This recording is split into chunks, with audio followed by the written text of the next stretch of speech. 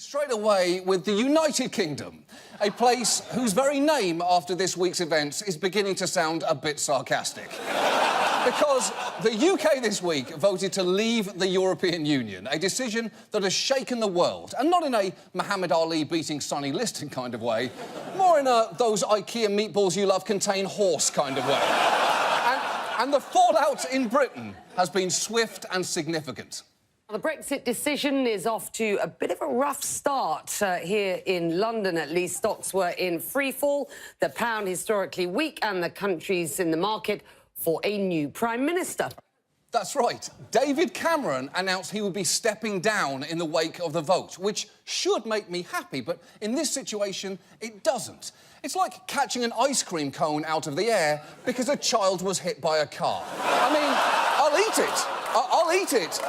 But it's tainted somehow. And before you have any sympathy for David Cameron, you should know this whole vote was his idea in the first place. We will give the British people a referendum with a very simple in or out choice. Yes, Cameron proposed the in or out choice himself, which he normally only does when he's deciding whether to fuck a pig's mouth. And meanwhile, the Brexit vote has boosted its two most vocal backers, Nigel Farage, leader of the UK Independence Party and three-time cover model for Punchable Face magazine, and Boris Johnson, a shaved orangutan with Owen Wilson's hair. And before and after the vote, both men drove home a common theme. I believe that this Thursday can be our country's Independence Day. Let June the 23rd go down in our history as our Independence Day! OK. Just a couple of things there. First, Britain was already independent. In fact, it's what many other countries celebrate their independence from. And second, the sequel to the movie they're quoting actually opened this week and features the wholesale destruction of London, which is beginning to feel pretty fucking appropriate right now. And I'm not even sure the pro-Brexit camp had planned on winning, because the next day they started speaking a lot more carefully about the promises that had been made. You might remember that campaign bus, which read, "We send the EU £350 million a week, let's fund our National Health Service instead." Well, here's Nigel Farage the morning after the vote. The £350 million a week we send to the EU, which we will no longer send to the EU, can you guarantee that's going to go to the NHS?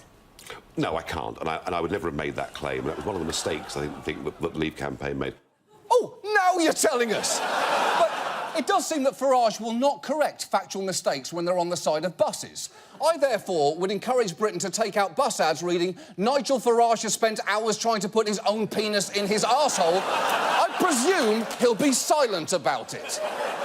And while the benefits of a Brexit may well have been exaggerated, the downsides could be all too real. Prominent figures in Scotland and Northern Ireland are advocating for leaving the UK and rejoining the EU. Meanwhile, the EU is understandably worried about other member nations making exits of their own, so it may well negotiate as hard as possible to make an example of Britain.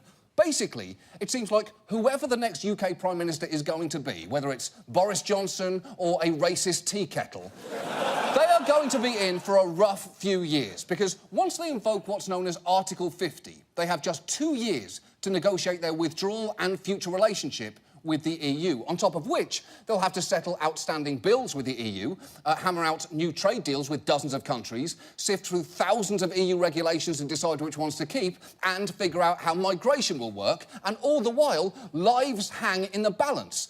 Take this Portuguese woman who has lived in the UK for years and has built a life there. I have two daughters. One was born in Portugal, the second one was born in UK, and they asked me this morning, "Mum, what is going to happen to us?" And I told them, at this point, no one knows. I don't know my future. I don't know how to explain my children what is going to happen to their future. Oh, perhaps I can help you with that, because it's easy. Just tell them that they might be screwed because a pig fucker called for a vote, a bus had some bullshit written on it, and then two idiots named Nigel and Boris quoted President Bill Pullman. They'll get it. They'll totally understand.